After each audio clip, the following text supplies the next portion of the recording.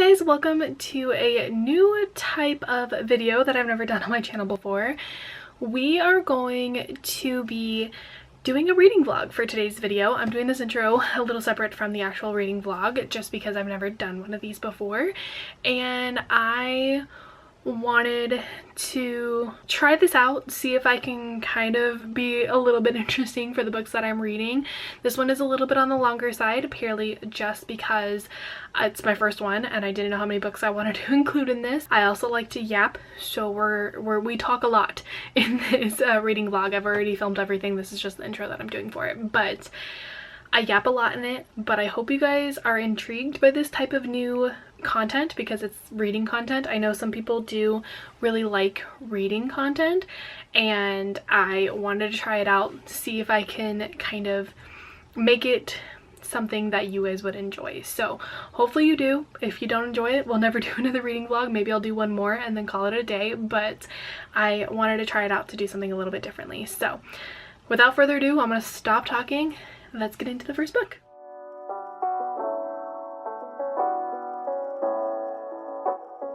It is currently January 1st and I am going to start a new book. So I decided to read Carrie Soto is Back by Taylor Jenkins Reid, which is kind of bad because I actually got this book for Christmas and I have so many books on my TBR and I just haven't read them. They're all there. I will read them eventually, but this is the one that I wanted to do. I kind of wanted to do a fiction.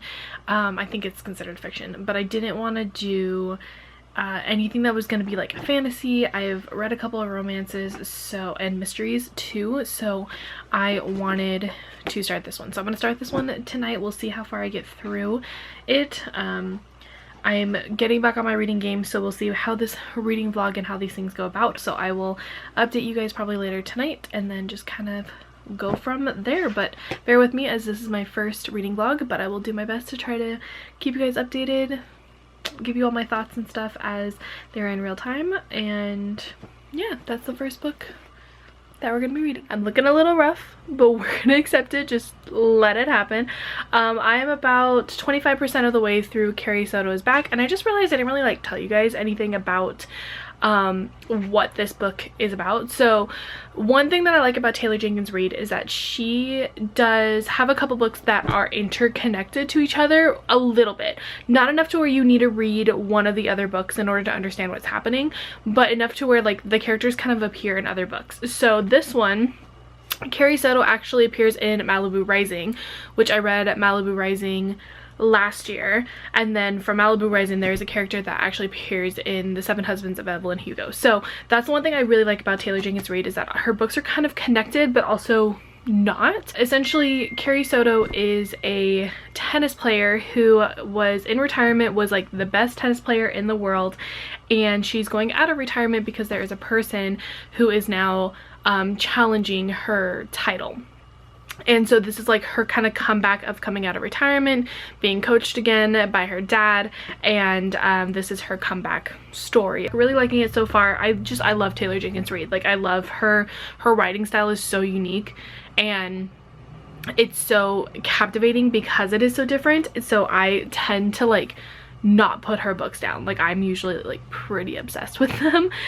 So I'm gonna continue reading this and I will check in with you guys when I get a little bit farther. I finally finished Carrie Soto is Back by Taylor Jenkins Reid, and I will say I lost interest in it halfway through.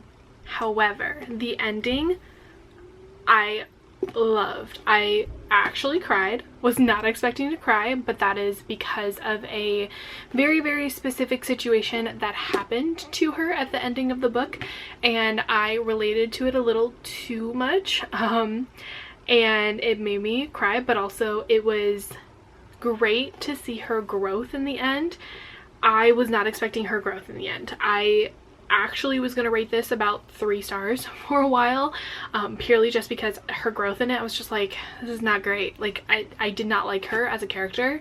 However, in the end she grew a lot and I think it made the book a lot better for me. I will say though, out of all the Taylor Jenkins Reid's books that I've read, which I've only read 3 of them, I think that this one, well, I wasn't a big, no, I would say this one is probably my least favorite, but I've only read Malibu Rising and Seven Husbands of Evelyn Hugo from her also, but I enjoyed it. I think, like I had mentioned earlier in this vlog, I love how her worlds are kind of interconnected, and Taylor Jenkins Reid does a great job at creating characters that you want to relate to. Like, they're these famous characters that you want to be real in real life, and it's so interesting kind of just see a little bit into their lives of like this celebrity that's this huge person.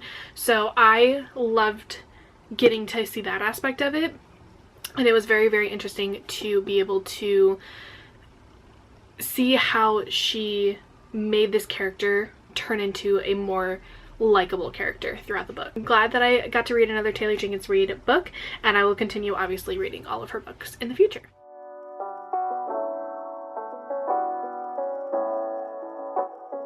It is January 21st, and because it is the 21st, this came out today.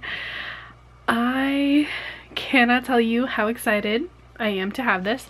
I did get it from Amazon, so I do have the sprayed edges on it. For anyone who does not know what this book is, this is the third book in the Fourth Wing series. I have been waiting a year and a half for this book because I think the Iron Flame came out in November of 2023, I believe. So we've been waiting a good amount of time for this book, and as Rebecca Yarros does in her, specifically the Fourth Wing series, I don't know about our other books, she ends the books on a cliffhanger. So we've been on a pretty crazy cliffhanger for the last year and a half, and we're gonna start this book. I know there are chapters that we can react to, so depending on if I get there, I will film my reaction because I feel like that would be interesting for the reading vlog. But sorry in advance. Oh, I'm out of focus. Hello. Sorry in advance though if this is all I talk about for this entire vlog, because I'm obsessed with this series. Iron and Flame was not my favorite, which is the second book, so I'm really hoping Onyx Storm is better, but we will see. I'm gonna start reading this and I will give you guys updates. I think the first chapter to like film reactions to is chapter 10. Chapter 10 is on page 81, so probably won't get there tonight. We'll see. It depends on how tired I am, but we're gonna do our best. I will film my reactions and film my thoughts and everything, but I'm so excited to finally have this book in my hands. Like, also, oh, the sprayed edges, just, they make me happy.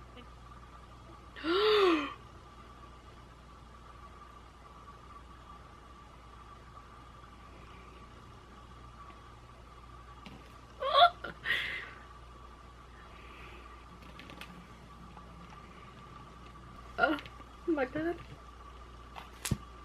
We're here for an Onyx Storm update. I think about halfway through it. I'm on chapter 29, which is on page 252. I will be 1000% honest with you guys. I struggled to get into the first like 80 pages of this book to like get through them, and I know I'm not the only one. For some reason we get info dumped a bunch of names that no one knows who they were originally, and now all of a sudden we have their names and we're like, who are these people? The first 80 pages of this book is rough, real rough. The one thing with Rebecca Yarros that I feel like a lot of people don't like for her as an author, and this is why they kind of struggle, is that her world building, it's good, but it's hard to follow sometimes, and sometimes you just get information that you're like, where did that come from? Why do I have this information all of a sudden? So that was kind of what was happening with the first like 80 pages of this book, but it definitely picked up, which I was glad, around page 100, which I know it kind of sounds wild because I feel like you shouldn't have to wait 100 pages for a book to get good, but with fantasy books I feel like that tends to happen, not just with like Fourth Wing series, but like I feel like ACOTAR was like that as well. So it kind of is like a fantasy thing because I feel like they got to do some more world building, but I am enjoying it so far. I think I'm enjoying it a little bit more than Onyx Storm. I just haven't had the time to like fully read it, but my goal is to hopefully try to finish it this weekend. But yeah, I'm making decent progress. Like I said, I'm about halfway through it, which is pretty good for the amount of time that I've had to read. I am really enjoying it. I'm happy to be back into this world. I'm terrified of the ending because everyone that I know is not okay. Everyone that I know needs the next book, and I'm terrified of the ending. So I'm hoping to get there soon. I think there's a couple other chapters that they said that they want to film like a reaction to. I'm not a big reactor, but I will film it anyway. Like I filmed chapter 10 and showed it to you guys. For the next ones that come up, if I do get there, I might film reactions to it.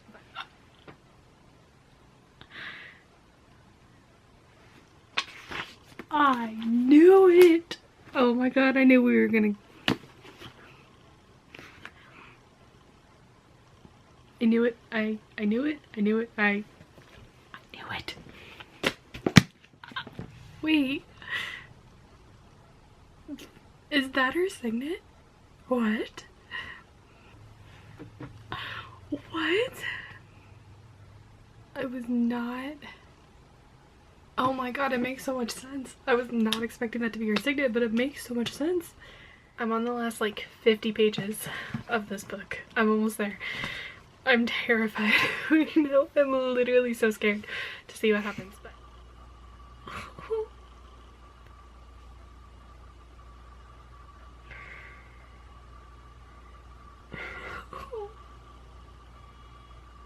what?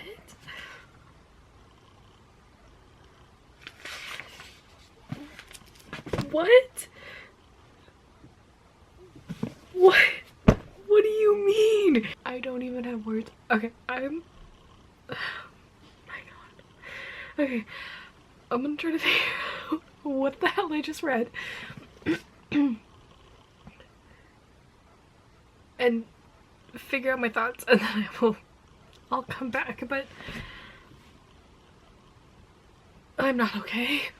I'm not okay. I'm filming this on the same day that I filmed the update for Carrie Soda's back, but I'm gonna give you guys my final thoughts on Onyx Storm. So this copy is my Target copy. I actually bought a Target one because my friend has the other copy, so if it looks different, that's why. How do I even put into words how much I enjoyed reading the ending of this book? I am more content with this ending than I was with Iron Flame. I had such a big desire to read the next book after Iron Flame because of the cliffhanger that it landed on. For this one, I'm weirdly okay with the cliffhanger. I'm okay with the fact that we are ending on the type of cliffhanger that it is because it gives me time to kind of process everything else that happens. This book is filled with so much stuff at the end, as all of them are in the Fourth Wing series. They're all filled with like so much information, so many things that are happening right at the end that it leads you up to that cliffhanger. And this time was one of those cliffhangers that I was actually okay with, if that makes sense. I was freaking out at the first two cliffhangers, but this one I was like, I'm actually kind of relatively fine with not knowing what's going to happen next. So I think that's actually kind of great for that mindset to have, especially going into the next book, because we waited 1.5 years for this one, and I'm sure we're gonna have to wait a decent amount of time for the next one. So I'm really glad that I am more content with the cliffhanger than I was in the last one. I will say I enjoyed Onyx Storm a lot better than Iron Flame. It still does not beat out Fourth Wing for me though. Fourth Wing still, in my opinion, in the entire series is the best one. However, all of the relationship drama in Iron Flame made me hate it, and I hate to say that. I did still like obviously being in the world, but like the relationship in this one, so much better, and like you learn what Violet's second signet is, and you learn a lot more than I thought we were going to learn, and for that makes me like it so much better than Iron Flame. However, because of the cliffhanger, obviously we have like 17 more questions that we need answered in the next 2 books, but I will say this one hit pretty close to home for me. Not as good as Fourth Wing, however I would say it's my second one out of the 3 books to enjoy. Fourth Wing is just very just nostalgia a little bit for me, which kind of sounds weird because it's a newer series, but Fourth Wing is just incredible compared to the other 2, and this one is pretty close to a Fourth Wing kind of level in my opinion. I know that some people weren't a big fan of it still, but I think that's also because Fourth Wing is held to such a high standard that it's hard for the sequels to live up to that standard. But she did a pretty good job at making sure that it was mostly explained. There are some plot holes, probably like how normally Rebecca Yarros has, but I did thoroughly enjoy at least this book. So you guys saw my reactions for it. I'm glad that I got to go back into this world for a little bit. Before the next one, I'll probably read all 3 books again just to kind of refresh it, but I'm very glad that I got the chance to be back in this world again, and I still really enjoyed it.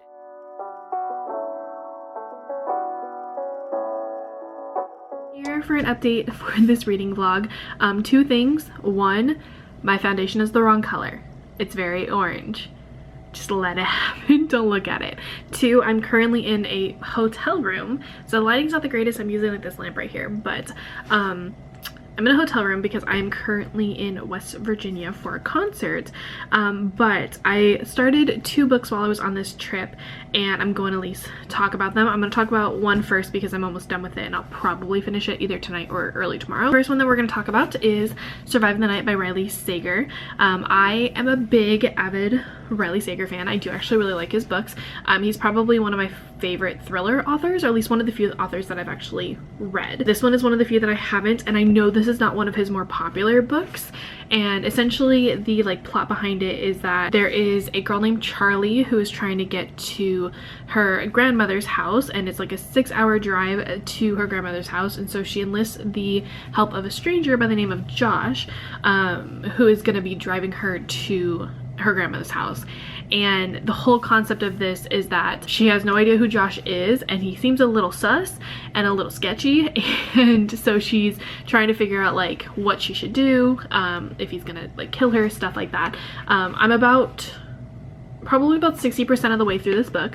I flew through it. I started reading it while I was at the Atlanta airport, and I read about a couple hundred pages in, or like probably 100 pages in like a couple hours, and then I read also when I got here. So I've read quite a lot of this. I am really enjoying it. Is it as suspenseful and nerve-wracking as his other books?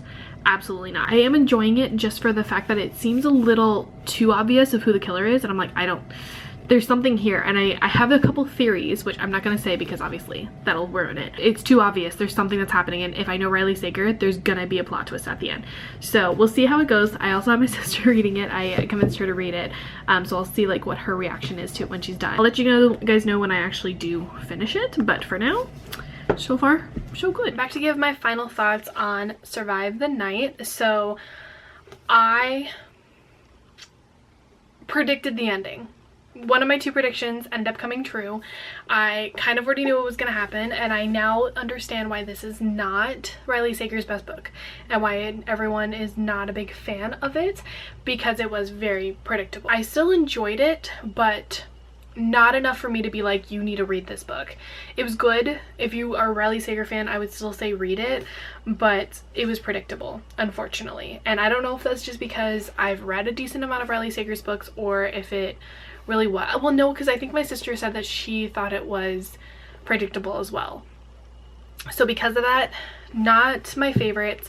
It was a really quick read though, which was nice. I read it pretty quickly on our trip, and they're really short chapters, which is what I like about Riley Sager's books, so you get through them pretty quickly, but not my favorite. I like the cover, think it's a cool book, thought it was going to be a little bit more spookier, wish it wasn't as predictable, but still pretty good if you want to read all of Riley Sager's books.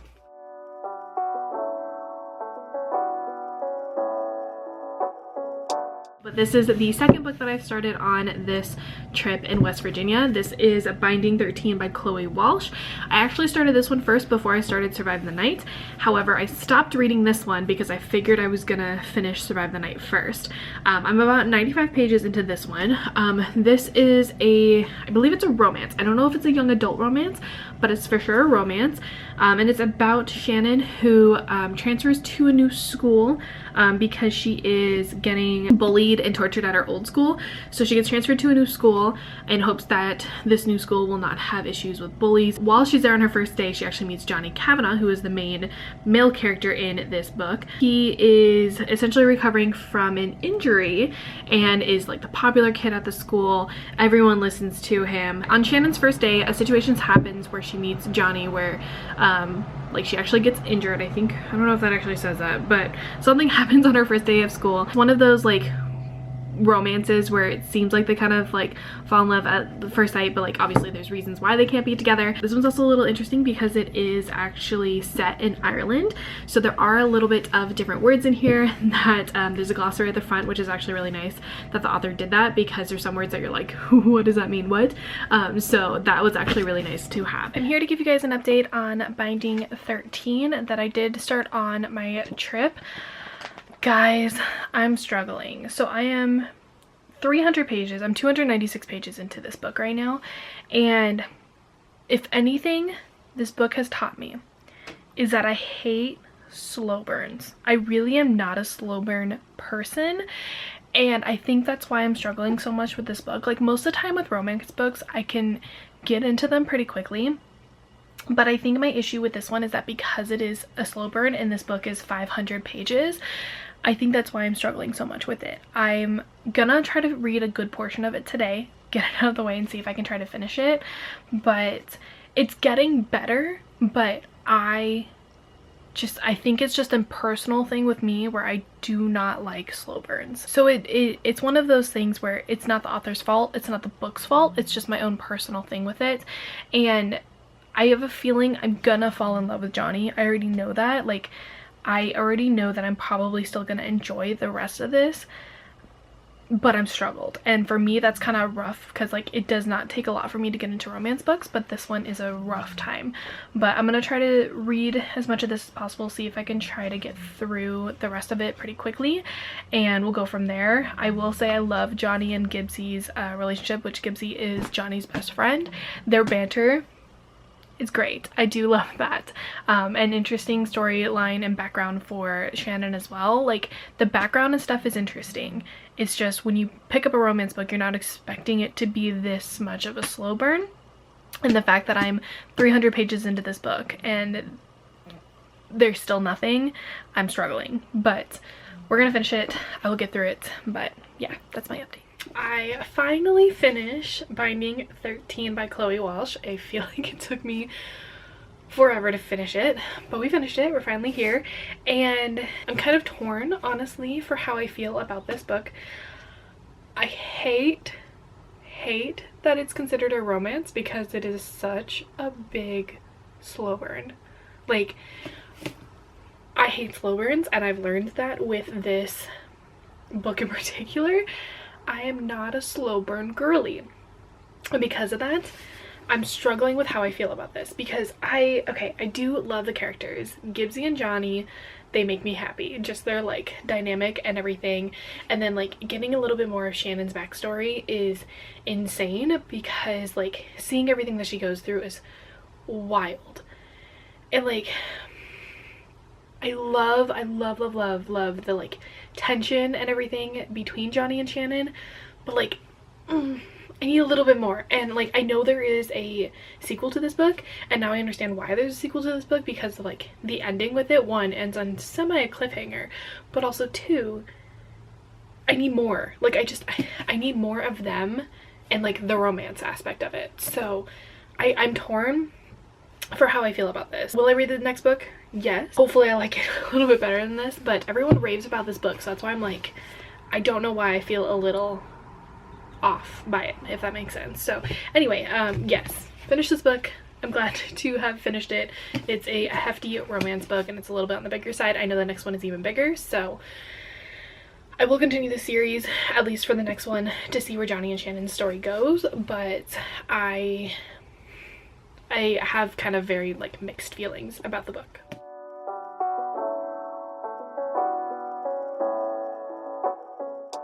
The next two books I'm talking about, I'm bulk filming both of them because I've already read both of them and given no updates, so you're gonna see me in this for both of these. So the first one is Never Lie by Frida McFadden. I read this in a day and a half, and that was, to be fair, because I was traveling. I spent almost my 5-hour flight reading the book, and I think actually it was less than that. I think I ended up reading it for like 3 hours on that flight because I finished it. But I ended up reading Never Lie after I read Survive the Night, because I needed another thriller to get me interested to get through the flights. And Never Lie was, it was okay. Like, I hate to say this. So Never Lie, the concept behind it is that there's a fairly newlywed couple who end up going to a house because they want to purchase it and look at it for potentially moving in, and they get snowed in at the house, and the wife of the couple ends up kind of hearing some weird creepy things in the house. Some things are not right, and the house used to belong to a very famous Nope, I don't know if they're famous. They were a therapist, and that's who the house used to belong to, and they start kind of looking into a little bit of the house itself. She finds some interesting things that used to belong to the therapist, and it becomes a little bit spooky. So the book itself I enjoyed. It was a really quick read, and they were really short chapters, which again, like I mentioned with Survive the Night, it's a lot easier to read thrillers because they are really short chapters, and there's not a lot of world building that has to be done. It's pretty simple for the most part. And this one, I enjoyed it. However, the plot twist at the end, I didn't predict it, but it didn't hit the way I thought it would hit for some reason. I don't know why. I don't know why I wasn't like shocked to find out. I don't know if it was just because I like, maybe subconsciously I thought that that was going to be what the plot twist was going to be, but it did not shock me as much as I feel like it should have, which means I had an inkling that I probably knew what was up. And I enjoyed it. I read it so quickly because I wanted to know the ending of it. Is it my favorite Frida McFadden? No. I actually think The Housemaid is still my favorite one. I've read The Housemaid, Inmate, and Now Never Lie, and I think that one is still my favorite. But again, I also predicted that one, so I think at this point I'm a little too much in the thriller genre for me to be predicting all of these books. But if it's your first ever Frida McFadden, I highly recommend reading it because there's a good chance that shock factor will happen for you. It just unfortunately did not happen for me.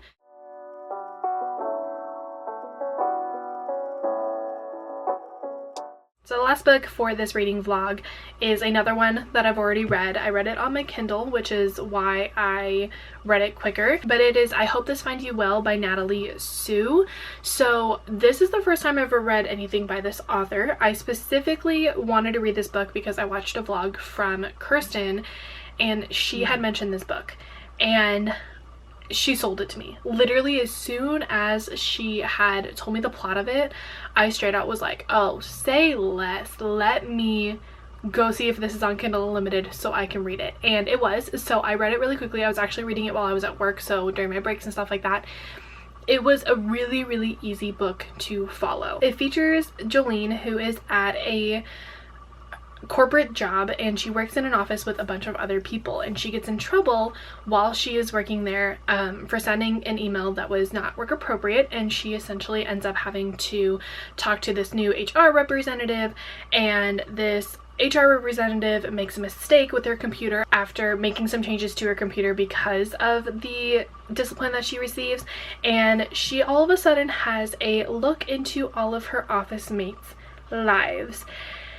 And I loved this book because I'm a nosy person to an extent. Like, I like when people confide information into me, and I liked it because it was me getting information about other people in a way that's not normal. So it wasn't like a world building, it wasn't anything like that. It was, you were getting information through an email or through like a chat, and that was so much fun to me. I needed to know everything about everyone's lives that I kept reading it. I was like, I need to know more. I need to know more. I need to know what she's gonna do next. This was just one of those cozy reads that I kept reading over and over and over again. Like, I was reading at work at all times whenever I could, and I needed to know more. I just needed to know every single thing about these characters, and it was just like the witty banter, there's a small romance in it, there's all the different ages, different characters, just everything. I loved it. So if you guys kind of are similar to me where you're a little bit on the nosier side and you want to kind of have an insight to someone's lives that's through a different means, I highly recommend this book. But I know that some people didn't enjoy it, so it just kind of depends on your mood for how you feel about these type of books where you are very nosy into people's lives. But for me, I really liked it. It was really good. I will probably, if there's any other type of book that's kind of similar to this that this author writes, I'll probably read more. But essentially, Kirsten sold me on the book as soon as she had said that, like, if you're a little bit nosy, you want to find out about people's lives, that you would enjoy this. Immediately I was like, I need to read that. I highly recommend it. It might not be everyone's cup of tea, but I I really enjoyed it. So that is everything for this reading vlog. I don't know if you guys enjoyed it. Hopefully you did. It's a little bit different, but I am going to go ahead and end it here. Thank you guys for watching. If you guys want to see more of reading vlogs, reading content in general, let me know. If there's something specific you want to see me film, let me know in the comments below. And subscribe to my channel if you're not already. Thank you guys for watching, and I'll see you guys in another video very, very soon. Bye!